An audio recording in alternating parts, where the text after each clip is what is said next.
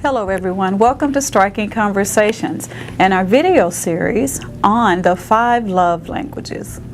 And boy, we're happy to get back to you with this one. And today's topic, of course, is Chapter 3, Falling in Love.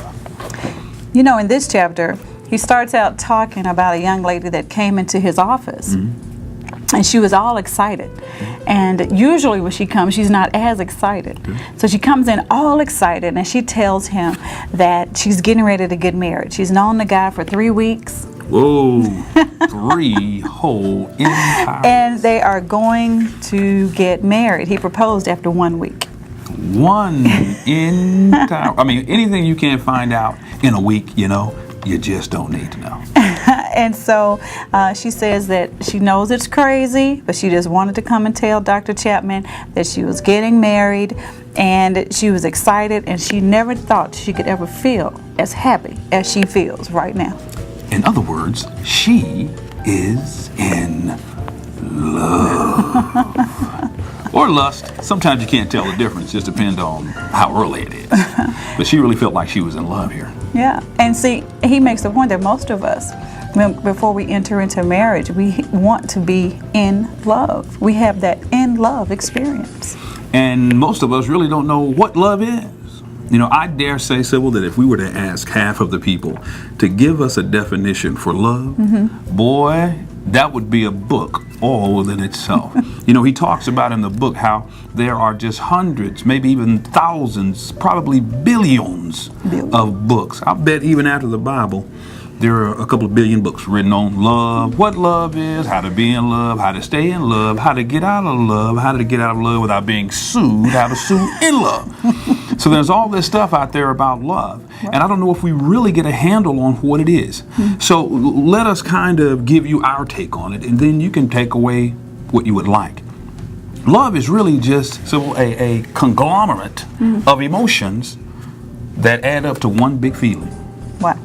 And for any two people, those emotions that we experience that give us that feeling of love is probably different. That's why when people come together, we often feel love. We say we're in love, but if we were to literally sit down and ask the other person what that means, we might come up with a totally different answer. So we can both feel as though we're in love, and perhaps even have those same type of words to define. But it could be in varying degrees as to how much of one thing I need to really feel love. Absolutely. Absolutely. And when you meet for the first time, you got to remember now, Mama taught you to do this. Put your best foot forward. So even in the relationship, in the beginning, what we're doing is we're trying to put our best foot forward. Hey, I'm not going to let you see any of those strange things I do. Because he mentioned in here, you taking a girl out for hamburgers, and you really think you like her, and then you find out she dips snuff. Ooh. And you never want to have another hamburger with her. I don't smoke, I don't shoot, and I don't date folks who do.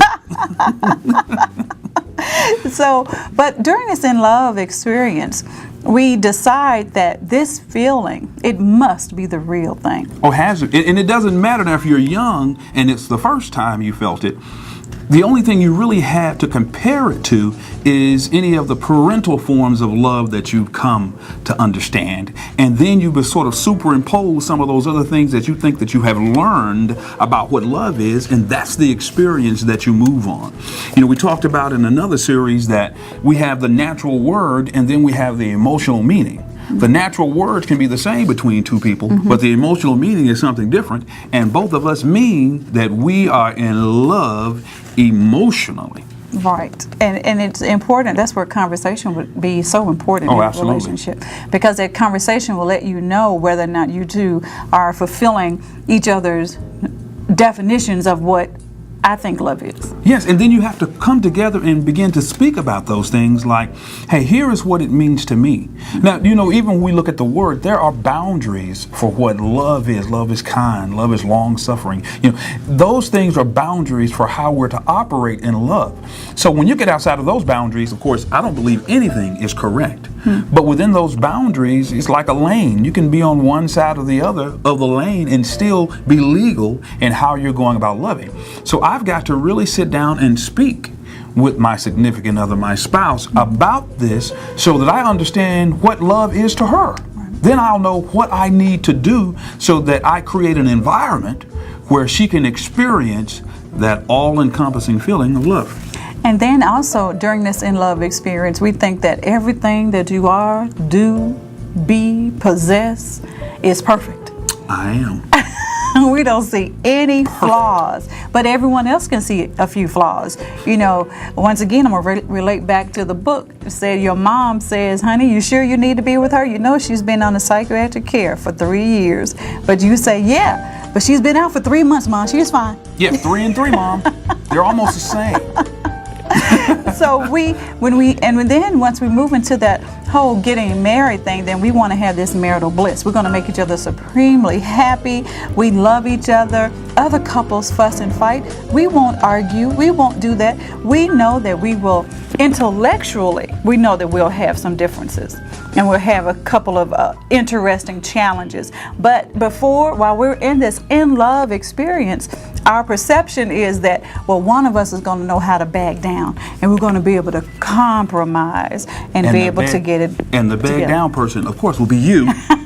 No, you. No, you. And because it can't be me, because I'm always right. Always. And you know, if she had to have known that I'm always right because she married me, so she must have agreed with my rightness and my ability to always have a right stance in every right situation. Isn't that right? That's right. Okay.